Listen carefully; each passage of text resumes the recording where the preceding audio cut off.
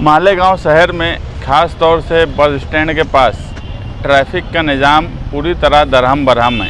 ख़ास तौर से दोपहर में जब स्कूल की छुट्टी लगती है उस वक्त बस स्टैंड तुम्हारा पैराडाइज स्कूल के सामने, कुसुम्बा रोड मराठी स्कूल के पास ये पूरा रास्ता जाम हो जा रहा है।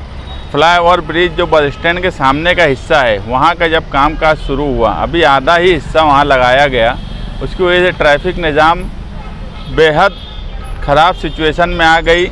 हमने एडिशनल साहब को एक लेटर भेजा था, एडिशनल एसपी भारती साहब को, कि एक मीटिंग कारपोरेशन, ठेकेदार और ट्रैफिक पुलिस की लगाई जाए।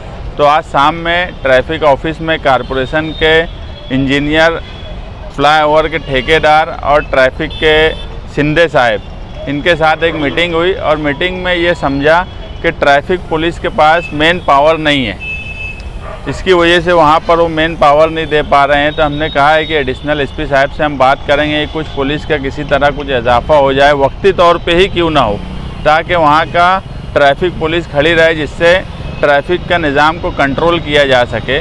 और कमिश्नर से बातचीत करेंगे कि जो सिक्योरिटी गार्ड कारपोरेशन में लगाए गए हैं, जो कारपोरेशन के गेट पर और फिल्टर प्लांट ये इतराफ़ में 40-50 रहते हैं, उसमें से कुछ सिक्योरिटी गार्ड को यहाँ पर नियुक्त किया जाए ताकि वो पूरा निज़ाम सही ढंग से किया जा सके। और अतिक्रमण, जो रोड पर अतिक्रमण वाले हैं, उनसे भी हमारी गुजारिश है कि वो भी अतिक्रमण वहाँ ना हो, लोगों को आने जाने की तकलीफ़ ना हो।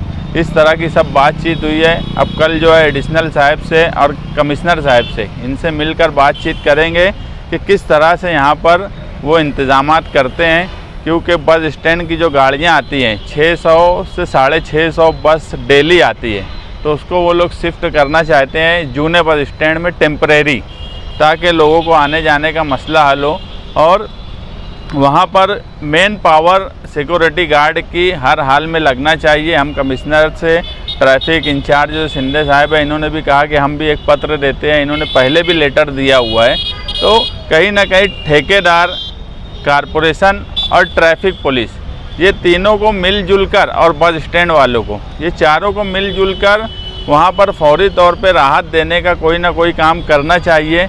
हम आज समाजवादी की वफ्द के शक्ल में यहाँ मीटिंग में हाजिर हुए, हमारी सब मीटिंग हुई। आगे भी 2-1 रोज़ में उसको किस तरह से उसका इंतजामात किया जाए हम बातचीत करेंगे, क्योंकि आज शहर का सबसे सुलगता हुआ मसला है। किसी दिन नहीं तो कोई बड़ा हादसा हो सकता। लोगों को आने जाने की इतनी तकलीफ़ है कि जो मैं बयान नहीं कर सकता।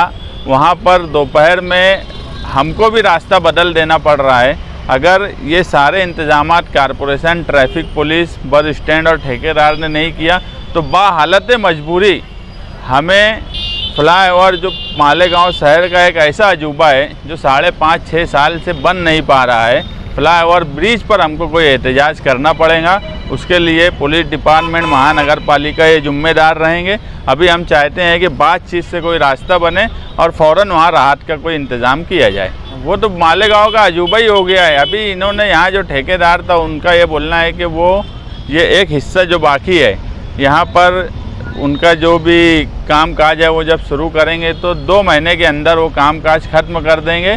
और फ्लाईओवर, सच बात यह है कि हम उस वक्त, आज भी ये शहर को पता होगा कि हम बोलते थे कि वहाँ फ्लाईओवर ब्रिज की ज़रूरत नहीं है। बुलंद इकबाल उसके लिए हाई कोर्ट तक गए कि वहाँ पर स्काई वॉक बनाया जाए। अगर उस वक्त हमारी बात सुनी गई होती तो आज ये हालत नहीं होती।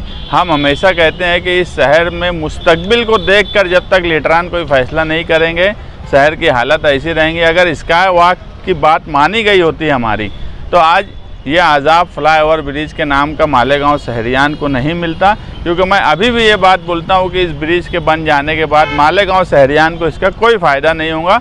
मगर अब बन रहा है तो जितनी जल्दी बन जाए, 2 महीने में उन्होंने कहा है कि वो कंप्लीट करके चले जाएंगे। लेकिन इस 2 महीने में जो ट्रैफिक का निज़ाम दरहम बरहम हो रहा है उसको किसी तरीके से कंट्रोल किया जाए और आवाम भी इसमें जो है वो पुलिस डिपार्टमेंट का सहयोग करे, उनकी मदद करे कि किस तरह से हम वहाँ पर ट्रैफिक को सही ढंग से कंट्रोल कर सकते हैं।